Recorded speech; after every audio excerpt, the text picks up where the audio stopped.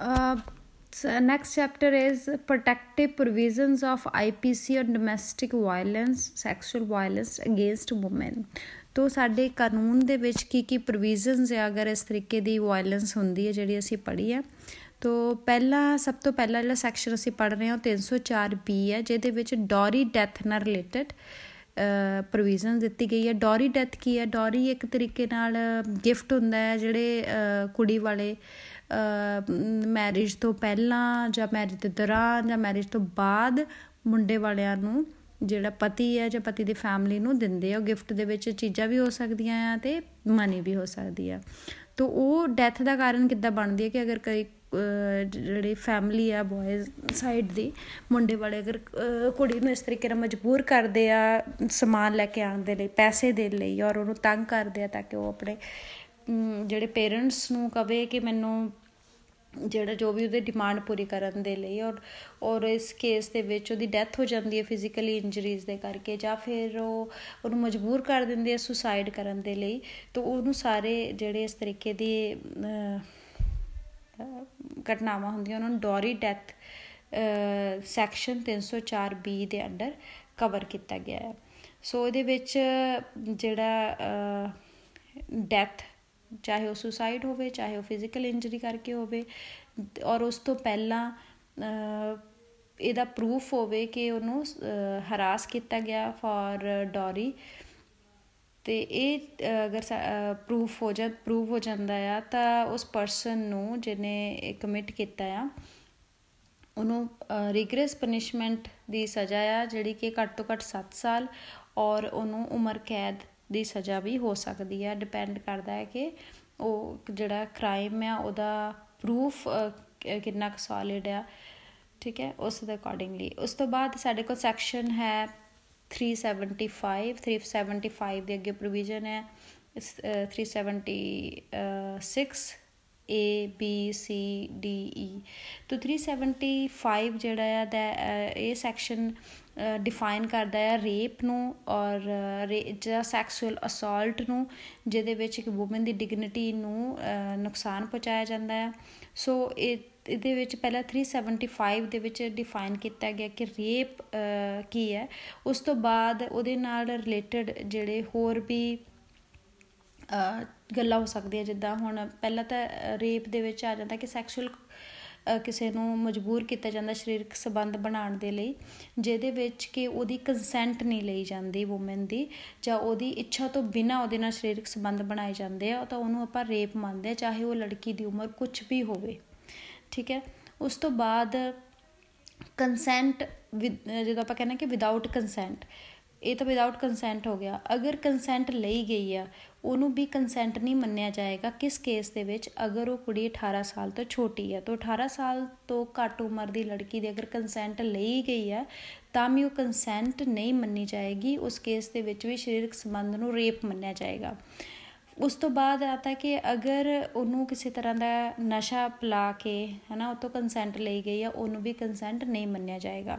ਜਾਂ ਉਹਨੂੰ ਕਿਸੇ ਤਰੀਕੇ ਦੇ ਨਾਲ ਧਮਕੀ ਦੇ ਕੇ ਉਹਨੂੰ ਜਾਂ ਉਹਦੀ ਫੈਮਿਲੀ ਨੂੰ ਕੋਈ ਨੁਕਸਾਨ ਪਹੁੰਚਾਉਣ ਦਾ ਡਰਾਵਾ ਦੇ ਕੇ ਉਹਦੇ ਨਾਲ ਸਰੀਰਕ ਸੰਬੰਧ ਬਣਾਏ ਗਏ ਆ, ਉਹਦੀ ਕੰਸੈਂਟ ਲਈ ਗਈ ਹੈ ਤਾਂ ਵੀ ਉਹ ਕੰਸੈਂਟ ਨਹੀਂ ਮੰਨਿਆ ਜਾਏਗਾ। ਅਤੇ ਉਸ ਕੇਸ ਦੇ ਵਿੱਚ ਵੀ ਸਰੀਰਕ ਸੰਬੰਧ ਨੂੰ ਰੇਪ ਹੀ ਮੰਨਿਆ ਜਾਏਗਾ।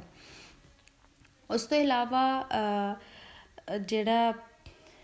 ਅਗਰ ਕਿਸੇ ਨੂੰ ਬੇਹੋਸ਼ੀ ਦੀ ਹਾਲਤ ਦੇ ਵਿੱਚ ਹੈ, ਠੀਕ ਹੈ, ਤਾਂ ਉਸ ਕੇਸ ਦੇ ਵਿੱਚ ਵੀ, ਜਾਂ ਫਿਰ ਕਿਸੇ ਨੂੰ ਸ਼ਾਦੀ ਦਾ ਲਾਰਾ ਲਾ ਕੇ, ਇਹ ਵੀ ਜਿਹੜਾ ਬਹੁਤ ਵਾਰੀ ਦੇਖਿਆ ਜਾਂਦਾ ਹੈ ਕਿ ਲੜਕਾ ਪਹਿਲਾਂ ਉਹਨੂੰ ਸ਼ਾਦੀ ਦਾ ਲਾਰਾ ਲਾ ਕੇ ਜਾਂ ਫਿਰ ਉਹਦੇ ਮੰਦਿਰ ਦੇ ਵਿੱਚ ਹਾਰ ਇੱਕ ਦੂਜੇ ਨੂੰ ਪਹਿਨਾ ਕੇ ਵਿਆਹ ਕਰ ਲਿਆ। ਉਸ ਤੋਂ ਬਾਅਦ ਅਗਰ ਸਰੀਰਕ ਸੰਬੰਧ ਬਣਾਉਂਦਾ ਆ ਔਰ ਉਸ ਪਰ ਵਿਆਹ ਨਹੀਂ ਕਰਾਉਂਦਾ ਐਕਚੁਅਲੀ 'ਚ, ਤਾਂ ਵੀ ਉਸ ਕੇਸ ਦੇ ਵਿੱਚ ਜਿਹੜੀ ਕੁੜੀ ਦੀ ਕੰਸੈਂਟ ਲਈ ਗਈ ਸੀਗੀ ਤਾਂ ਉਹਨੂੰ ਵੀ ਕੰਸੈਂਟ ਨਹੀਂ ਮੰਨਿਆ ਜਾਏਗਾ। ਸੋ ਇਹ ਸਾਰੇ ਕੇਸਿਸ ਆ ਜਿਹਦੇ ਵਿੱਚ ਕੰਸੈਂਟ ਨੂੰ ਅਸੀਂ ਕੰਸੈਂਟ ਨਹੀਂ ਮੰਨਦੇ ਔਰ ਉਸ ਪਰਸਨ ਦੇ ਉੱਤੇ ਰੇਪ ਦਾ ਕੇਸ ਚੱਲ ਸਕਦਾ ਆ, ਜਿਹਦੇ ਲਈ ਕਿ ਘੱਟ ਤੋਂ ਘੱਟ 7 ਸਾਲ ਦੀ ਅਤੇ ਵੱਧ ਤੋਂ ਵੱਧ ਪੂਰੀ ਲਾਈਫ ਦੀ ਜਾਂ ਜਿਹੜੀ ਆ ਇੰਪ੍ਰਿਜ਼ਨਮੈਂਟ ਹੋ ਸਕਦੀ ਹੈ। ਉਸ ਤੋਂ ਬਾਅਦ 376A ਸੈਕਸ਼ਨ ਦੇ ਵਿੱਚ ਜਿਹੜਾ ਉਹ ਡਿਫਾਈਨ ਕੀਤਾ ਗਿਆ ਆ ਕਿ ਕਿਸ ਤਰੀਕੇ ਦੇ ਨਾਲ ਰੇਪ ਨਾਲ ਰਿਲੇਟਡ ਹੋਰ ਜਿਹੜੇ ਸੈਕਸ਼ੂਅਲ ਅਸੌਲਟ ਆ ਉਹਨਾਂ ਨੂੰ ਪਨਿਸ਼ੇਬਲ ਕੀਤਾ ਗਿਆ ਆ। ਜਿੱਦਾਂ ਕਿ ਸੈਕਸ਼ਨ 376A ਦੇ ਵਿੱਚ ਹੈ ਕਿ ਅਗਰ ਕਿਸੇ ਦੇ ਨਾਲ ਇਸ ਤਰੀਕੇ ਨਾਲ ਸਰੀਰਕ ਅਸਾਲਟ ਕੀਤਾ ਗਿਆ, ਸੈਕਸੁਅਲ ਅਸਾਲਟ ਕੀਤਾ ਗਿਆ ਕਿ ਉਹਦੀ ਮਰਨ ਵਾਲੀ ਹਾਲਤ ਹੋ ਗਈ ਜਾਂ ਕਿਸੇ ਦੀ ਡੈਥ ਹੋ ਗਈ ਜਾਂ ਉਹ ਕੋਮਾ 'ਚ ਚਲੇ ਗਈ ਲੜਕੀ, ਤਾਂ ਉਸ ਦੇ ਤਹਿਤ ਜਿਹੜਾ ਦੋਸ਼ੀ ਹੈ ਉਹਨੂੰ ਘੱਟ ਤੋਂ ਘੱਟ 20 ਸਾਲ ਦੀ ਸਜ਼ਾ, ਜਿਹਨੂੰ ਕਿ ਐਕਸਟੈਂਡ ਕਰਕੇ ਪੂਰੀ ਲਾਈਫ ਦੀ ਸਜ਼ਾ, ਮਤਲਬ ਟਿਲ ਹਿਜ਼ ਨੈਚੁਰਲ ਡੈਥ, ਉੱਥੇ ਕਨਵਰਟ ਕੀਤਾ ਜਾ ਸਕਦਾ ਹੈ। 376B ਦੇ ਵਿੱਚ ਅਗਰ ਕੋਈ ਪਰਸਨ ਆਪਣੀ ਵਾਈਫ ਦੇ ਨਾਲ ਉਹਦੀ ਇੱਛਾ ਤੋਂ ਬਗੈਰ, ਉਹਦੀ ਕੰਸੈਂਟ ਲਏ ਤੋਂ ਬਗੈਰ ਅਗਰ ਸਰੀਰਕ ਸੰਬੰਧ ਬਣਾਉਂਦਾ, ਰੇਪ ਕਰਦਾ ਹੈ, ਤਾਂ ਉਹਦੇ ਤਹਿਤ ਘੱਟ ਤੋਂ ਘੱਟ 2 ਸਾਲ ਦੀ ਸਜ਼ਾ ਅਤੇ ਵੱਧ ਤੋਂ ਵੱਧ 7 ਸਾਲਾਂ ਦੀ ਸਜ਼ਾ ਅਤੇ ਫਾਈਨ ਵੀ ਲਗਾਇਆ ਜਾ ਸਕਦਾ ਹੈ। ਉਸ ਤੋਂ ਬਾਅਦ 376 ਦੇ ਵਿੱਚ ਡਿਫਾਈਨ ਕੀਤਾ ਗਿਆ ਕਿ ਅਗਰ ਕੋਈ ਪਰਸਨ ਅਥੋਰਟੀ 'ਚ ਆ, ਅਗਰ ਬੌਸ ਆ ਕਿਸੇ ਵੀ ਜਗ੍ਹਾ 'ਤੇ, ਉਹ ਆਪਣੇ ਕੋਲੀਗ ਦੇ ਨਾਲ, ਆਪਣੇ ਜਿਹੜੇ ਆਫਿਸ ਦੇ ਕਰਮਚਾਰੀ ਦੇ ਨਾਲ ਅਗਰ ਇਸ ਤਰੀਕੇ ਨਾਲ ਸਰੀਰਕ ਅਸਾਲਟ ਕਰਦਾ ਆ, ਤਾਂ ਉਹਨਾਂ ਨੂੰ 10 ਸਾਲ ਦੀ ਸਜ਼ਾ ਤੱਕ ਦੀ ਪ੍ਰੋਵੀਜ਼ਨ ਇਹਦੇ ਵਿੱਚ ਦਿੱਤੀ ਗਈ ਆ। ਉਸ ਤੋਂ ਬਾਅਦ 376D ਦੇ ਵਿੱਚ ਗੈਂਗ ਰੇਪ, ਜਿਹਦੇ ਵਿੱਚ ਇੱਕ ਤੋਂ ਜ਼ਿਆਦਾ ਪਰਸਨ ਕਿਸੇ ਵੂਮਨ ਦੇ ਨਾਲ ਸਰੀਰਕ ਸੰਬੰਧ ਬਣਾਉਂਦੇ ਆ ਜਾਂ ਉਹਨੂੰ ਸੈਕਸੁਅਲੀ ਅਸਾਲਟ ਕਰਦੇ ਆ, ਤਾਂ ਉਹਦੇ ਵਿੱਚ ਜਿਹੜੀ ਸਜ਼ਾ ਦੀ ਪ੍ਰੋਵੀਜ਼ਨ ਹੈ ਉਹ ਘੱਟ ਤੋਂ ਘੱਟ 20 ਸਾਲ, ਜਿਹਨੂੰ ਕਿ ਟਿਲ ਹਿਜ਼ ਨੈਚੁਰਲ ਡੈਥ, ਅਤੇ ਫਾਈਨ ਦੀ ਸਜ਼ਾ ਦੀ ਪ੍ਰੋਵੀਜ਼ਨ ਹੈ 376D ਦੇ ਤਹਿਤ। ਫਿਰ 376E ਸੈਕਸ਼ਨ ਆ, ਜਿਹਦੇ ਵਿੱਚ ਕਿ ਅਗਰ ਕਿਸੇ ਪਰਸਨ ਨੇ ਆਲਰੇਡੀ ਇਸ ਤਰ੍ਹਾਂ ਦਾ ਪਹਿਲਾਂ ਵੀ ਪਾਸਟ ਦੇ ਵਿੱਚ ਅਪਰਾਧ ਕੀਤਾ ਹੈ, ਸੈਕਸੁਅਲ ਅਸਾਲਟ ਕੀਤਾ ਹੈ ਜਾਂ ਰੇਪ ਕੀਤਾ ਆ, ਉਹ ਦੁਬਾਰਾ ਇਹ ਚੀਜ਼ ਨੂੰ ਕਮਿਟ ਕਰਦਾ ਆ, ਤਾਂ ਉਹਨੂੰ ਜਿਹੜੀ ਪੂਰੀ ਬਾਕੀ ਦੀ ਲਾਈਫ ਆ ਉਹਦੇ ਟਿਲ ਹਿਜ਼ ਨੈਚੁਰਲ ਡੈਥ, ਉਹਨੂੰ ਜੇਲ੍ਹ ਦੀ ਸਜ਼ਾ ਹੁੰਦੀ ਆ। ਨੈਕਸਟ ਜਿਹੜਾ ਸੈਕਸ਼ਨ ਹੈ ਕਰੂਐਲਿਟੀ ਸੈਕਸ਼ਨ 498A, ਇਹਦੇ ਵਿੱਚ ਡੋਮੈਸਟਿਕ ਵਾਇਲੈਂਸ ਦੇ ਅਗੇਂਸਟ ਸਾਨੂੰ IPC ਦੇ ਵਿੱਚ ਪ੍ਰੋਵੀਜ਼ਨਸ ਆ, ਜਿਹਦੇ ਵਿੱਚ ਕਿ ਅਗਰ ਕੋਈ ਕਿਸੇ ਲੜਕੀ ਨੂੰ ਸ਼ਾਦੀ ਤੋਂ ਬਾਅਦ ਉਹਦੇ ਪਤੀ ਅਤੇ ਪਤੀ ਦੇ ਪਰਿਵਾਰ ਵਾਲੇ ਡੌਰੀ ਦੇ ਲਈ ਜਾਂ ਕਿਸੇ ਵੀ ਹੋਰ ਤਰੀਕੇ ਹੋਰ ਕਾਰਨਾਂ ਕਰਕੇ ਉਹਨੂੰ ਤੰਗ ਕਰਦੇ ਆ, ਅਤੇ ਉਹਨਾਂ ਦੇ ਉੱਤੇ ਜਿਹੜਾ IPC ਦੀ ਧਾਰਾ 498A ਦੇ ਤਹਿਤ ਮੁਕੱਦਮਾ ਕੀਤਾ ਜਾ ਸਕਦਾ ਆ। ਇਹਦੇ ਵਿੱਚ ਵੀ ਲੜਕੀ ਦਾ ਬਿਆਨ ਹੀ ਪ੍ਰੂਫ ਹੁੰਦਾ ਆ, ਜਿਹੜਾ ਕਿ ਉਹਨੂੰ ਮਾਨਸਿਕ ਤੌਰ 'ਤੇ ਜਾਂ ਸਰੀਰਕ ਤੌਰ 'ਤੇ ਅਗਰ ਕਿਸੇ ਨੂੰ ਉਹਦੇ ਨਾਲ ਵਾਇਲੈਂਸ ਕੀਤੀ ਜਾਂਦੀ ਹੈ, ਉਹਨੂੰ ਕਵਰ ਕਰਦਾ ਹੈ, ਅਤੇ ਇਹਦੇ ਤਹਿਤ ਪਤੀ ਉਹਦੇ ਘਰਦਿਆਂ ਦੇ ਉੱਤੇ ਕੇਸ ਚਲਾਇਆ ਜਾ ਸਕਦਾ ਹੈ। ਨੈਕਸਟ ਹੈ ਇਨਸਲਟ ਆਫ ਮੋਡੈਸਟੀ, ਜਾਣੀ ਕਿ ਕਿਸੇ ਵੀ ਵੂਮਨ ਦੇ ਮਾਨ ਸਨਮਾਨ ਨੂੰ ਹਾਨੀ ਪਹੁੰਚਾਉਣਾ। ਔਰ ਇਹਦੇ ਵਿੱਚ ਪਹਿਲਾ ਸੈਕਸ਼ਨ 509 ਦੇ ਵਿੱਚ ਡਿਫਾਈਨ ਕੀਤਾ ਗਿਆ ਕਿ ਅਗਰ ਕੋਈ ਵੀ ਇਸ ਤਰ੍ਹਾਂ ਦਾ ਵਰਡ ਕੋਈ ਬੋਲਦਾ ਆ ਜਾਂ ਇਸ ਤਰ੍ਹਾਂ ਦਾ ਇਸ਼ਾਰਾ ਕਰਦਾ ਆ ਜਾਂ ਇਸ ਤਰ੍ਹਾਂ ਦਾ ਕੋਈ ਐਕਟ ਕਰਦਾ ਆ ਜਿਹਦੀ ਇੰਟੈਂਸ਼ਨ ਆ ਕਿਸੇ ਵੂਮਨ ਦੇ ਮਾਨ ਸਨਮਾਨ ਨੂੰ ਨੁਕਸਾਨ ਪਹੁੰਚਾਉਣਾ, ਤਾਂ ਉਹਨੂੰ IPC ਦੀ ਧਾਰਾ 509 ਦੇ ਤਹਿਤ ਕ੍ਰਾਈਮ ਮੰਨਿਆ ਜਾਏਗਾ। ਔਰ ਇਹਦੇ ਲਈ ਜਿਹੜੀ ਸਜ਼ਾ ਦੀ ਪ੍ਰੋਵੀਜ਼ਨ ਹੈ ਜਿਹੜੀ 3 ਸਾਲ ਤੱਕ ਦੀ ਸਜ਼ਾ ਅਤੇ ਫਾਈਨ ਕੀਤਾ ਜਾ ਸਕਦਾ ਆ। ਉਸ ਤੋਂ ਬਾਅਦ ਸੈਕਸ਼ਨ 294 ਜਿਹੜਾ ਇੰਡੀਅਨ ਪੀਨਲ ਕੋਡ ਦਾ ਸੈਕਸ਼ਨ ਆ, ਉਹਦੇ ਵਿੱਚ ਡਿਫਾਈਨ ਕੀਤਾ ਗਿਆ ਅਗਰ ਕੋਈ ਓਬਸੀਨ ਐਕਟ ਕਰਦਾ ਜਾਂ ਓਬਸੀਨ ਵਰਡ ਬੋਲਦਾ ਪਬਲਿਕ ਦੇ ਵਿੱਚ, ਇੱਥੇ ਜਿਹੜਾ ਪਬਲਿਕ ਦੇ ਨਾਲ ਰਿਲੇਟਡ ਇਹ ਪ੍ਰੋਵੀਜ਼ਨ ਆ ਕਿ ਪਬਲਿਕ ਪਲੇਸ 'ਤੇ ਅਗਰ ਕੋਈ ਅਸ਼ਲੀਲਤਾ ਫੈਲਾਉਂਦਾ ਆ ਜਾਂ ਇੱਦਾਂ ਦੇ ਕੋਈ ਵਰਡ ਬੋਲਦਾ ਗਾਲੀ ਗਲੋਚ ਦਾ ਜਿਹਦੇ ਨਾਲ ਇੱਕ ਵੂਮਨ ਦੀ ਇੱਜ਼ਤ ਨੂੰ ਨੁਕਸਾਨ ਪਹੁੰਚ ਰਿਹਾ ਆ, ਉਹਦੀ ਮਾਨ ਸਨਮਾਨ ਦੀ ਹਾਨੀ ਹੋ ਰਹੀ ਆ, ਤਾਂ ਇਹਨੂੰ ਵੀ IPC ਦੀ ਧਾਰਾ 294 ਦੇ ਤਹਿਤ ਅਪਰਾਧ ਮੰਨਿਆ ਗਿਆ ਆ, ਅਤੇ ਇਹਦੇ ਲਈ ਵੀ ਸਜ਼ਾ ਦੀ ਪ੍ਰੋਵੀਜ਼ਨ ਹੈ। ਪਰ ਇਹ ਹੈ ਕਿ ਇਹਦੇ ਵਿੱਚ ਜਿਹੜਾ ਅਸ਼ਲੀਲ ਕਿਹਨੂੰ ਕਿਹਾ ਜਾਂਦਾ ਉਹਨੂੰ ਐਕਚੁਅਲੀ ਡਿਫਾਈਨ ਨਹੀਂ ਕੀਤਾ ਗਿਆ, ਉਹ ਜੱਜ 'ਤੇ ਡਿਪੈਂਡ ਕਰਦਾ ਆ, ਅਤੇ ਉਸ ਜਿਹੜਾ ਵੀ ਕ੍ਰਾਈਮ ਹੋਇਆ ਉਸ ਚੀਜ਼ 'ਤੇ ਗੰਭੀਰਤਾ 'ਤੇ ਡਿਪੈਂਡ ਕਰਦਾ ਆ। ਉਸ ਤੋਂ ਬਾਅਦ ਨੈਕਸਟ ਹੈ ਇਹਦੇ ਵਿੱਚ ਇੰਜਰੀ ਨੂੰ ਡਿਫਾਈਨ ਕੀਤਾ ਗਿਆ, ਕਿਉਂਕਿ ਅਸੀਂ ਗੱਲ ਕਰਦੇ ਹਾਂ ਵਾਇਲੈਂਸ ਦੀ, ਅਤੇ ਜਦੋਂ ਵਾਇਲੈਂਸ ਫਿਜ਼ੀਕਲ ਹੁੰਦੀ ਆ ਤਾਂ ਉਹ ਕਿਸੇ ਨਾ ਕਿਸੇ ਤਰੀਕੇ ਦਾ ਚੋਟ ਜਾਂ ਨੁਕਸਾਨ ਪਹੁੰਚਾਉਂਦਾ ਹੈ ਫਿਜ਼ੀਕਲੀ ਕਿਸੇ ਵੀ ਪਰਸਨ ਨੂੰ। ਤਾਂ ਇੰਜਰੀ ਕੀ ਹੁੰਦੀ, ਕਿਹਨੂੰ ਅਸੀਂ ਮੰਨਾਂਗੇ, ਹਰਟ ਕਿਹਨੂੰ ਮੰਨਾਂਗੇ, ਅਤੇ ਉਹਦੇ ਲਈ ਕੀ ਪ੍ਰੋਵੀਜ਼ਨ ਆ ਉਹ ਇਹਦੇ ਵਿੱਚ ਡਿਫਾਈਨ ਕੀਤਾ ਗਿਆ। ਪਹਿਲਾਂ ਤੇ ਜਿਹੜਾ ਸੈਕਸ਼ਨ 321 ਅਤੇ 323 ਇਹਨਾਂ ਦੋਨਾਂ ਦੇ ਵਿੱਚ ਕੀ ਦੱਸਿਆ ਗਿਆ ਕਿ ਅਗਰ ਕੋਈ ਕਿਸੇ ਨੂੰ ਫਿਜ਼ੀਕਲੀ ਨੁਕਸਾਨ ਪਹੁੰਚਾਉਂਦਾ ਆ ਅਤੇ ਉਹ ਜਿਹੜਾ ਫਿਜ਼ੀਕਲੀ ਨੁਕਸਾਨ ਪਹੁੰਚਾਉਣਾ ਇਹ ਜਾਣ ਬੁੱਝ ਕੇ ਹੋਣਾ ਚਾਹੀਦਾ ਆ, ਤਾਂ ਉਹਨੂੰ ਅਸੀਂ ਸਜ਼ਾ ਦੇ ਅੰਡਰ ਰੱਖਦੇ ਹਾਂ। ਕਿਉਂਕਿ ਜੇ ਕੋਈ ਕਿਸੇ ਨਾਲ ਗਲਤੀ ਨਾਲ ਕੋਈ ਲੱਗ ਗਿਆ ਕਿਸੇ ਤੋਂ, ਜਾਂ ਕੋਈ ਖੇਡ ਰਿਹਾ, ਜਿੱਦਾਂ ਕੋਈ ਗੇਮ ਖੇਡ ਰਿਹਾ ਉਹਦੇ ਵਿੱਚ ਬਾਲ ਕਿਸੇ ਦੇ ਲੱਗ ਜਾਂਦੀ ਹੈ, ਉਸ ਹਰਟ ਨੂੰ ਜਿਹੜਾ ਆ ਉਹ ਨਹੀਂ ਪਨਿਸ਼ੇਬਲ ਮੰਨਿਆ ਜਾਂਦਾ ਇਹਦੇ ਅੰਡਰ। ਇਹ 'ਚ ਕਿ ਅਗਰ ਉਹ ਜਾਣ ਬੁੱਝ ਕੇ ਕੋਈ ਬੰਦਾ ਦੂਜੇ ਨੂੰ ਨੁਕਸਾਨ ਪਹੁੰਚਾਉਂਦਾ ਆ, ਉਹਨੂੰ ਪਤਾ ਆ ਇਸ ਚੀਜ਼ ਦਾ ਕੀ ਆਫਟਰ ਇਫੈਕਟ ਹੋਏਗਾ, ਉਹਦੇ ਨਾਲ ਕੀ ਨੁਕਸਾਨ ਹੋਣ ਵਾਲਾ ਆ, ਉਹ ਜਾਣ ਬੁੱਝ ਕੇ ਕਰ ਰਿਹਾ ਆ, ਤਾਂ ਉਹਨੂੰ ਅਸੀਂ 321 ਅਤੇ 323 ਦੇ ਤਹਿਤ ਮੰਨਦੇ ਹਾਂ ਕਿ ਉਹ ਹਰਟ ਆ, ਫਿਜ਼ੀਕਲੀ ਨੁਕਸਾਨ ਪਹੁੰਚਾ ਰਿਹਾ, ਅਤੇ ਉਹਨੂੰ ਇਸ ਸੈਕਸ਼ਨ ਦੇ ਵਿੱਚ ਕਵਰ ਕੀਤਾ ਗਿਆ ਹੈ। ਉਸ ਤੋਂ ਬਾਅਦ 324 ਸੈਕਸ਼ਨ ਜਿਹੜਾ IPC ਦਾ ਆ ਉਹ ਡਿਫਾਈਨ ਕਰਦਾ ਕਿ ਜਦੋਂ ਕਿਸੇ ਨੂੰ ਫਿਜ਼ੀਕਲੀ ਨੁਕਸਾਨ ਪਹੁੰਚਾਇਆ ਗਿਆ ਉਹਦੇ ਲਈ ਕੀ ਵੈਪਨ ਯੂਜ਼ ਕੀਤਾ ਗਿਆ, ਉਹਨੂੰ ਡਿਫਾਈਨ ਕੀਤਾ ਗਿਆ। ਅਤੇ ਵੈਪਨ ਜਿਹੜੇ ਜਿੱਦਾਂ ਚਾਕੂ ਹੈ, ਬੰਦੂਕ ਹੈ, ਪਿਸਟਲ ਹੈ, ਇਹ ਸਾਰੀ ਚੀਜ਼ਾਂ ਤਾਂ ਵੈਪਨ ਹੈਗੀਆਂ ਆ, ਪਰ ਕਈ ਚੀਜ਼ਾਂ ਜਿਹੜੀਆਂ ਵੈਪਨ ਦੀ ਤਰ੍ਹਾਂ ਯੂਜ਼ ਕੀਤੀਆਂ ਗਈਆਂ ਉਹਨਾਂ ਨੂੰ ਇੰਸਟਰੂਮੈਂਟ ਕਿਹਾ ਜਾਂਦਾ ਆ। ਜਿੱਦਾਂ ਕਿ ਪੈਨ ਦੇ ਨਾਲ ਅਗਰ ਕੋਈ ਕਿਸੇ ਨੂੰ ਮਾਰ ਰਿਹਾ ਹੈ, ਜਾਂ ਉਹਨੂੰ ਹੱਤਿਆ ਕਰ ਦਿੱਤੀ, ਜਾਂ ਉਹਨਾਂ ਨੂੰ ਫਿਜ਼ੀਕਲੀ ਨੁਕਸਾਨ ਪਹੁੰਚਾ ਦਿੱਤਾ, ਤਾਂ ਉਹਨੂੰ ਇਸ ਸੈਕਸ਼ਨ ਦੇ ਤਹਿਤ ਕਵਰ ਕੀਤਾ ਗਿਆ। ਅਤੇ ਇਹਦੇ ਵਿੱਚ ਇੰਸਟਰੂਮੈਂਟ ਵਰਡ ਜਿੱਦਾਂ ਮੈਂ ਤੁਹਾਨੂੰ ਡਿਫਾਈਨ ਕੀਤਾ, ਉਹਨੂੰ ਪੂਰੀ ਤਰ੍ਹਾਂ ਡਿਫਾਈਨ ਕੀਤਾ ਗਿਆ ਕਿ ਇੰਸਟਰੂਮੈਂਟ ਕੀ ਹੁੰਦਾ ਆ। ਉਸ ਤੋਂ ਬਾਅਦ ਹੈ what is grievous heart. Grievous heart ਨੂੰ ਆਪਾਂ ਪੰਜਾਬੀ 'ਚ ਕਹਾਂਗੇ ਗੰਭੀਰ ਚੋਟ। ਤਾਂ ਗੰਭੀਰ ਚੋਟ ਕਿਹਨੂੰ ਮੰਨਿਆ ਜਾਏਗਾ, ਅਗਰ ਕੋਈ ਇਸ ਤਰ੍ਹਾਂ ਦੀ ਡੋਮੈਸਟਿਕ ਵਾਇਲੈਂਸ ਹੁੰਦੀ ਹੈ ਜਾਂ ਸੈਕਸੁਅਲ ਅਸੌਲਟ ਹੁੰਦਾ ਆ, ਅਤੇ ਗੰਭੀਰਤਾ ਨੂੰ ਕਿਸ ਤਰ੍ਹਾਂ ਨਾਲ ਡਿਫਾਈਨ ਕੀਤਾ ਜਾ ਸਕਦਾ ਆ। ਉਹਦੇ ਵਿੱਚ ਅਗਰ ਕਿਸੇ ਦੀ ਕੋਈ ਅੱਖ ਕੱਢ ਦੇਵੇ, ਹੈ ਨਾ, ਕੋਈ ਕਿਸੇ ਦਾ ਕੰਨ ਕੱਟ ਦੇਵੇ, ਜਾਂ ਕਿਸੇ ਦੀ ਹੱਡੀ ਟੁੱਟ ਗਈ ਹੈ, ਦੰਦ ਟੁੱਟ ਗਿਆ, ਜਾਂ ਕੋਈ ਫੇਸ ਡਿਸਫਿਗਰ ਹੋ ਗਿਆ, ਹੈ ਨਾ, ਸਿਰ 'ਤੇ ਚੋਟ ਲੱਗ ਗਈ ਹੈ, ਤਾਂ ਇਸ ਤਰ੍ਹਾਂ ਦੀਆਂ ਬਹੁਤ ਸਾਰੀਆਂ ਇਹਦੇ ਵਿੱਚ ਡਿਫਾਈਨ ਕੀਤੇ ਗਏ ਕਿ ਕਿਹਨੂੰ ਕਿਸ ਹਾਲਤ 'ਚ ਜਿਹੜਾ ਫਿਜ਼ੀਕਲ ਹਰਟ ਆ ਉਹਨੂੰ ਅਸੀਂ ਗੰਭੀਰ ਮੰਨਦੇ ਹਾਂ, ਗ੍ਰੀਵੀਅਸ ਹਰਟ ਮੰਨਦੇ ਹਾਂ। ਔਰ ਗ੍ਰੀਵੀਅਸ ਹਰਟ ਜਿਹੜਾ ਕੀਤਾ ਉਹ ਵਲੰਟਰਲੀ ਹੋਣਾ ਚਾਹੀਦਾ ਹੈ। 322 ਸੈਕਸ਼ਨ ਦੇ ਤਹਿਤ ਕਵਰ ਕੀਤਾ ਗਿਆ ਆ ਕਿ ਉਹ ਜਾਣ ਬੁੱਝ ਕੇ ਇਸ ਤਰੀਕੇ ਦੀ ਚੋਟ ਪਹੁੰਚਾਈ ਗਈ ਆ, ਔਰ ਉਹਦੇ ਉੱਤੇ ਕ੍ਰਿਮੀਨਲ ਪ੍ਰੋਸੀਜਰ ਚਲਾਇਆ ਜਾਏਗਾ। ਠੀਕ ਹੈ। ਤੇ ਉਸ ਤੋਂ ਬਾਅਦ ਫਰੈਕਚਰ ਨੂੰ ਡਿਫਾਈਨ ਕੀਤਾ ਗਿਆ ਕਿ ਅਗਰ ਕੋਈ ਬੋਨ ਦੇ ਵਿੱਚ ਫਰੈਕਚਰ ਆ ਜਾਂਦਾ ਹੈ, ਕਿਹਨੂੰ ਫਰੈਕਚਰ ਮੰਨਿਆ ਜਾਏਗਾ, ਤਾਂ ਉਹਦੇ ਇਹਨੂੰ ਇਸ ਸੈਕਸ਼ਨ ਦੇ ਤਹਿਤ ਡਿਫਾਈਨ ਕੀਤਾ ਗਿਆ। 326 ਸੈਕਸ਼ਨ IPC ਦਾ, ਇਹਦੇ ਵਿੱਚ ਦੱਸਿਆ ਗਿਆ ਕਿ ਅਗਰ ਕਿਸੇ ਨੂੰ ਕੋਈ ਗੰਭੀਰ ਜਿਹੜਾ ਗ੍ਰੀਵੀਅਸ ਹਰਟ ਜਾਂ ਗੰਭੀਰ ਚੋਟ ਪਹੁੰਚਾਈ ਗਈ ਆ, ਔਰ ਉਹਦੇ ਲਈ ਕੋਈ ਇੰਸਟਰੂਮੈਂਟ ਯੂਜ਼ ਕੀਤਾ ਗਿਆ ਹੈ, ਜਿੱਦਾਂ ਸਟੈਬਿੰਗ ਦੇ ਲਈ, ਕਟਿੰਗ ਦੇ ਲਈ,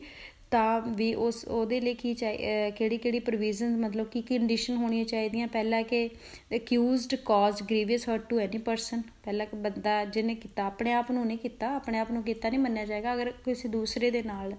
ਅਗਰ ਇਸ ਤਰੀਕੇ ਨਾਲ ਉਹਨੂੰ ਚੋਟ ਪਹੁੰਚਾਈ ਗਈ ਹੈ ਅਤੇ ਉਹ ਵਲੰਟਰਲੀ ਕੀਤਾ ਗਿਆ ਆ, ਅਤੇ ਉਹਨੂੰ ਅਸੀਂ 326 ਦੇ ਤਹਿਤ ਉਹਦੇ 'ਤੇ ਕ੍ਰਿਮੀਨਲ ਪ੍ਰੋਸੀਜਰ ਚਲਾਇਆ ਜਾਏਗਾ। ਠੀਕ ਹੈ। ਅਤੇ ਉਸ ਤੋਂ ਬਾਅਦ ਫਿਜ਼ੀਕਲ ਹਰਟ ਦੇ ਵਿੱਚ ਐਸਿਡ ਅਟੈਕਸ ਵੀ ਆਉਂਦੇ ਆ, ਕਿਉਂਕਿ ਐਸਿਡ ਅਟੈਕ ਦੇ ਨਾਲ ਵੀ ਬੰਦੇ ਦੀ ਫਿਜ਼ੀਕਲੀ ਜਿਹੜਾ ਫੇਸ ਆ ਜਾਂ ਬਾਡੀ ਡਿਸਫਿਗਰ ਹੋ ਜਾਂਦੀ ਆ, ਤਾਂ ਉਹਨੂੰ ਇਹਦੇ ਵਿੱਚ ਕਵਰ ਕੀਤਾ ਗਿਆ ਆ।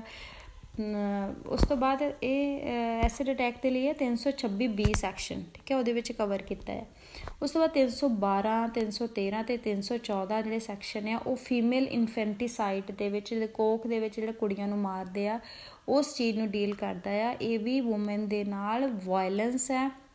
ਅਤੇ ਇਹ ਕਦੋਂ ਮੰਨਿਆ ਜਾਂਦਾ, ਜਦੋਂ ਕਦੀ ਕਿਸੇ ਵੂਮੈਨ ਦੇ ਪੇਟ ਦੇ ਵਿੱਚ ਪਤਾ ਚੱਲ ਜਾਵੇ ਕਿ ਬੱਚੀ ਆ, ਔਰ ਉਹਦੇ ਨਾਲ ਕਰੂਰਤਾ ਕੀਤੀ ਜਾਏ, ਉਹਨੂੰ ਕੁਛ ਇੱਦਾਂ ਦੀ ਦਵਾਈ ਦੇ ਦਿੱਤੀ ਜਿਹਦੇ ਨਾਲ ਉਹਦੇ ਬੱਚੇ ਦਾ ਨੁਕਸਾਨ ਹੋ ਗਿਆ, ਜਾਂ ਉਹਨੂੰ ਫਿਜ਼ੀਕਲੀ ਮਾਰ ਕੇ ਉਹਦੇ ਬੱਚੇ ਦਾ ਨੁਕਸਾਨ ਕੀਤਾ, ਜਾਂ ਫਿਰ ਉਹਦਾ ਓਪਰੇਟ ਕਰਾਇਆ ਉਹਦੀ ਕੰਸੈਂਟ ਤੋਂ ਬਿਨਾਂ, ਹੈ ਨਾ। ਤਾਂ ਇਹ ਸਾਰੀਆਂ ਚੀਜ਼ਾਂ ਜਿਹੜੀਆਂ ਆ ਉਹ 312, 313 ਅਤੇ 314 ਦੇ ਤਹਿਤ ਕਵਰ ਕੀਤੀਆਂ ਗਈਆਂ। ਉਸ ਤੋਂ ਬਾਅਦ 354A ਇਹ ਸੈਕਸ਼ੂਅਲ ਹਰਾਸਮੈਂਟ ਬਾਰੇ ਆ, तो ਸੈਕਸ਼ੂਅਲ ਹਰਾਸਮੈਂਟ ਅਸੀਂ ਕਿਹਨੂੰ ਮੰਨਦੇ ਹਾਂ, ਠੀਕ ਹੈ, ਕਿਉਂਕਿ ਰੇਪ ਆਪਾਂ ਆਲਰੇਡੀ ਕਵਰ ਕਰ ਚੁੱਕੇ ਹਾਂ ਪਹਿਲਾਂ। ਤੋ ਇਹ ਸੈਕਸ਼ੂਅਲ ਹਰਾਸਮੈਂਟ ਕੀ ਹੈ ਕਿ ਜਦੋਂ ਕੋਈ ਕਿਸੇ ਨੂੰ ਫਿਜ਼ੀਕਲੀ ਕੋਂਟੈਕਟ ਕਰਦਾ ਹੈ ਸੈਕਸ਼ੂਅਲ ਫੇਵਰਸ ਦੇ ਲਈ, ਜਾਂ ਫਿਰ ਉਹਨੂੰ ਕੋਈ ਇਸ ਤਰ੍ਹਾਂ ਦੀ ਵੀਡੀਓ ਦਿਖਾਉਂਦਾ ਆ ਜਿਹੜੀ ਉਹਨੂੰ ਅਨਕੰਫਰਟੇਬਲ ਲੱਗਦੀ ਆ ਵੂਮੈਨ ਨੂੰ, ਜਾਂ ਉਹਦੇ 'ਤੇ ਸੈਕਸ਼ੂਅਲ ਰਿਮਾਰਕ ਕਰਦਾ ਆ, ਉਹਨੂੰ ਕੋਈ ਇਸ ਤਰ੍ਹਾਂ ਦਾ ਜੈਸਟਰ ਕਰਦਾ ਆ, ਜਿਹਨੂੰ ਅਸੀਂ ਸੈਕਸ਼ੂਅਲ ਹਰਾਸਮੈਂਟ ਦੇ ਅੰਡਰ ਕਵਰ ਕਰਦੇ ਹਾਂ 354A ਦੇ ਤਹਿਤ। ਸੋ ਇਹਦੇ ਲਈ ਸਜ਼ਾ ਦੀ ਪਨਿਸ਼ਮੈਂਟ, ਜਿਹੜੀ ਸਜ਼ਾ ਦੀ ਪ੍ਰੋਵੀਜ਼ਨ ਹੈ ਉਹ 1 ਸਾਲ ਤੱਕ ਦੀ ਹੈ ਅਤੇ ਫਾਈਨ ਉਹਦੇ ਨਾਲ ਹੋ ਸਕਦਾ ਆ। ਉਸ ਤੋਂ ਬਾਅਦ ਹੈ ਅਸੌਲਟ ਔਰ use of criminal force to woman with intent to disrobe. ਤੋਂ ਅਗਰ ਕਿਸੇ ਨੂੰ ਜੋ ਜ਼ਬਰਦਸਤੀ ਨਾਲ ਡਿਸਰੋਬ ਕਰਨ ਦਾ ਮਤਲਬ ਹੁੰਦਾ ਹੈ ਉਹਨੂੰ ਨੇਕਡ ਕਰਨਾ ਜਾਂ ਉਹਨੂੰ ਫੋਰਸ ਕਰਨਾ, ਉਹਨੂੰ ਕੱਪੜੇ ਉਤਾਰਨ ਦੇ ਲਈ, ਡਿਸਰੋਬ ਕਰਨ ਦੇ ਲਈ, ਉਹ 354B ਦੇ ਤਹਿਤ ਕਵਰ ਕੀਤਾ ਗਿਆ, ਜਿਹਦੇ ਵਿੱਚ ਕਿ ਜਿਹੜਾ ਪਰਸਨ ਇਸ ਤਰ੍ਹਾਂ ਦੀ ਹਰਕਤ ਕਰਦਾ ਆ ਉਹਨੂੰ ਘੱਟ ਤੋਂ ਘੱਟ 3 ਸਾਲ ਦੀ ਸਜ਼ਾ ਅਤੇ ਵੱਧ ਤੋਂ ਵੱਧ 7 ਸਾਲ ਦੀ ਸਜ਼ਾ ਤੱਕ ਐਕਸਟੈਂਡ ਕੀਤੀ ਜਾ ਸਕਦੀ ਹੈ, ਫਾਈਨ ਲਗਾਇਆ ਜਾ ਸਕਦਾ ਆ। ਇਹ 354B ਦੇ ਤਹਿਤ, ਇਹ ਵੀ ਸੈਕਸ਼ੂਅਲ ਅਸੌਲਟ ਦੇ ਅੰਦਰ ਹੀ ਆਉਂਦਾ ਹੈ ਅਗਰ ਕੋਈ ਕਿਸੇ ਨੂੰ ਇਸ ਤਰੀਕੇ ਦੇ ਨਾਲ ਕੰਪੈਲ ਕਰਦਾ ਆ ਟੂ ਡਿਸਟਰਬ। ਉਸ ਤੋਂ ਬਾਅਦ ਵੋਇਰਿਜ਼ਮ ਇੱਕ ਸੈਕਸ਼ਨ ਆ, ਨਵਾਂ ਸੈਕਸ਼ਨ ਆ, ਇਹਦੇ ਵਿੱਚ ਇਹ ਸੈਕਸ਼ਨ ਹੈਗਾ 354C, ਜਿਹਦੇ ਵਿੱਚ ਕੀ ਕਵਰ ਆ ਕਿ ਅਗਰ ਕੋਈ ਕਿਸੇ ਨੂੰ ਪ੍ਰਾਈਵੇਟਲੀ ਉਹਦੀ ਕੋਈ ਵੀਡੀਓ ਬਣਾਉਂਦਾ ਜਾਂ ਫੋਟੋ ਖਿੱਚਦਾ ਹੈ, ਜਿੱਦਾਂ ਕੋਈ ਅਗਰ ਕੋਈ ਵੂਮੈਨ ਚੇਂਜਿੰਗ ਰੂਮ ਦੇ ਵਿੱਚ ਕੱਪੜੇ ਚੇਂਜ ਕਰਦੀ ਹੈ ਕੋਈ ਲੜਕੀ, ਉਹਦੀ ਕੋਈ ਫੋਟੋ ਖਿੱਚ ਲਵੇ ਔਰ ਉਹਨੂੰ ਬਲੈਕਮੇਲ ਕਰੇ, ਬਲੈਕਮੇਲ ਨਾ ਵੀ ਕਰੇ, ਅਗਰ ਉਹ ਫੋਟੋਗ੍ਰਾਫੀ ਹੀ ਸਿਰਫ ਕਰੇ, ਫੋਟੋ ਖਿੱਚੇ ਜਾਂ ਫਿਰ ਉਹਦੀ ਵੀਡੀਓ ਬਣਾਵੇ, then also it is punishable crime, ਔਰ ਜਿਹਦੇ ਲਈ ਘੱਟ ਤੋਂ ਘੱਟ 3 ਸਾਲ ਦੀ ਸਜ਼ਾ ਅਤੇ ਵੱਧ ਤੋਂ ਵੱਧ 7 ਸਾਲ ਦੀ ਸਜ਼ਾ ਅਤੇ ਫਾਈਨ ਵੀ ਹੋ ਸਕਦਾ ਉਸ ਬੰਦੇ ਨੂੰ ਜਿਹੜਾ ਕਿ ਇਸ ਤਰ੍ਹਾਂ ਦੀ ਹਰਕਤ ਕਰਦਾ ਆ। ਉਸ ਤੋਂ ਬਾਅਦ 354D ਸੈਕਸ਼ਨ ਦੇ ਵਿੱਚ ਉਸ ਪਰਸਨ ਦੇ ਉੱਤੇ IPC ਦੀ ਧਾਰਾ ਦੇ ਤਹਿਤ ਕੇਸ ਚੱਲਦਾ ਆ ਜਿਹੜਾ ਕਿ ਕਿਸੇ ਵੂਮਨ ਨੂੰ ਫੋਲੋ ਕਰਦਾ ਆ, ਉਹਨੂੰ ਕੋਂਟੈਕਟ ਕਰਨ ਦੀ ਕੋਸ਼ਿਸ਼ ਕਰਦਾ ਹੈ। ਫੋਲੋ ਸਿਰਫ ਇਹ ਫਿਜ਼ੀਕਲੀ ਫੋਲੋ ਨਹੀਂ ਕਿ ਉਹਦੇ ਪਿੱਛੇ ਪਿੱਛੇ ਤੁਰਿਆ ਆ, ਈਵਨ ਕਿ ਉਹਨੂੰ ਅਗਰ ਫੋਨ ਕਰਦਾ ਹੈ ਬਾਰ-ਬਾਰ, ਤੋ ਇਹ ਸਾਰੇ ਐਕਟ ਜਿਹੜੇ ਆ ਫਿਜ਼ੀਕਲੀ ਅਗਰ ਕਰਨ ਦੀ ਕੋਸ਼ਿਸ਼ ਕਰਦਾ ਆ ਤਾਂ ਉਹ ਕਵਰ ਹੁੰਦੇ ਆ ਇਸ ਸੈਕਸ਼ਨ ਦੇ ਵਿੱਚ ਜਿਹੜਾ ਕਿ ਹੈ 354D, ਠੀਕ ਹੈ। ਤਾਂ ਪੂਰਾ ਡਿਫਾਈਨ ਕੀਤਾ ਗਿਆ ਇਹਦੇ ਵਿੱਚ ਕਿ ਕਿਹਨੂੰ ਆਪਾਂ ਸਟਾਕਿੰਗ ਨਹੀਂ ਮੰਨਾਂਗੇ। ਸਟਾਕਿੰਗ ਮਤਲਬ ਇਸ ਦਾ ਪਿੱਛਾ ਕਰਨਾ, ਜਦੋਂ ਅਗਰ ਕੋਈ ਪੁਲਿਸਮੈਨ ਆ ਜਾਂ ਕੋਈ ਇਨਵੈਸਟੀਗੇਟਰ ਆਫਿਸਰ ਆ, ਉਹ ਕਿਸੇ ਦਾ ਪਿੱਛਾ ਕਰ ਰਿਹਾ ਕਿਸੇ ਕ੍ਰਾਈਮ ਨੂੰ ਸੁਲਝਾਉਣ ਦੇ ਲਈ, ਉਹਨੂੰ ਨਹੀਂ ਅਸੀਂ ਮੰਨਣਾ ਕਿ ਉਹ ਉਹਦਾ ਪਿੱਛਾ ਕਰ ਰਿਹਾ ਅਤੇ ਉਹਨੂੰ ਸਜ਼ਾ ਮਿਲਣੀ ਚਾਹੀਦੀ ਆ। ਤਾਂ ਇਹ ਸਾਰੀਆਂ ਚੀਜ਼ਾਂ ਡਿਫਾਈਨ ਹੈ ਕਿ ਕਦੋਂ ਆਪਾਂ ਨਹੀਂ ਮੰਨਦੇ ਕਿ ਇਹ ਸਟੈਕਿੰਗ ਨਹੀਂ ਹੈ, ਠੀਕ ਹੈ। ਸੋ ਇਹ ਸਾਰੀ ਚੀਜ਼ਾਂ ਤੁਸੀਂ ਪੜ੍ਹ ਸਕਦੇ ਹੋ। ਉਸ ਤੋਂ ਬਾਅਦ 370A ਸੈਕਸ਼ਨ ਜਿਹੜਾ ਲਾਸਟ ਹੈ ਇਹ ਡੀਲ ਕਰਦਾ ਟਰੈਫਿਕਿੰਗ ਨਾਲ। ਇਹ ਟਰੈਫਿਕਿੰਗ ਜਿਹੜੀ ਆ ਵੂਮੈਨ ਅਤੇ ਕਿਡਸ ਦੋਨਾਂ ਦੀ ਹੋ ਸਕਦੀ ਹੈ, ਬੱਚਿਆਂ ਨੂੰ ਵੀ, ਜਿਹੜੇ ਮਾਈਨਰ ਹੁੰਦੇ ਐਕਚੁਅਲੀ ਤਾਂ ਮਾਈਨਰ ਦੇ ਲਈ ਹੈ ਇਹ, ਜਿਹੜੇ 18 ਸਾਲ ਤੋਂ ਛੋਟੀਆਂ ਕੁੜੀਆਂ ਜਾਂ ਮੁੰਡੇ ਆ ਉਹਨਾਂ ਨੂੰ ਕਿਡਨੈਪ ਕਰਕੇ, ਅਬਡਕਟ ਕਰਕੇ ਨਾ ਔਰ ਉਹਨੂੰ ਦੇਹ ਵਪਾਰ 'ਚ ਜਿਹੜਾ ਪਾਇਆ ਜਾਂਦਾ ਆ, ਉਹਨਾਂ ਲੋਕਾਂ ਦੇ ਲਈ 370A ਦੇ ਤਹਿਤ ਘੱਟ ਤੋਂ ਘੱਟ 5 ਸਾਲ ਦੀ ਔਰ ਵੱਧ ਤੋਂ ਵੱਧ 7 ਸਾਲ ਦੀ ਸਜ਼ਾ ਅਤੇ ਫਾਈਨ ਦੀ ਪ੍ਰੋਵੀਜ਼ਨ ਹੈ, ਜਿਹੜੇ ਕਿ ਨੋਇੰਗਲੀ ਕਿਸੇ ਪਰਸਨ ਨੂੰ ਟਰੈਫਿਕਿੰਗ ਕਰਕੇ ਜਿਹੜੇ ਸੈਕਸ਼ੂਅਲ ਐਕਸਪਲੋਇਟੇਸ਼ਨ ਕਰਦੇ ਆ, ਜਾਂ ਉਹਨਾਂ ਨੂੰ ਇਸ ਤਰ੍ਹਾਂ ਦੇ ਕੰਮ ਦੇ ਵਿੱਚ ਇੰਗੇਜ ਕਰਦੇ ਆ, ਤਾਂ ਉਹਨਾਂ ਦੇ ਲਈ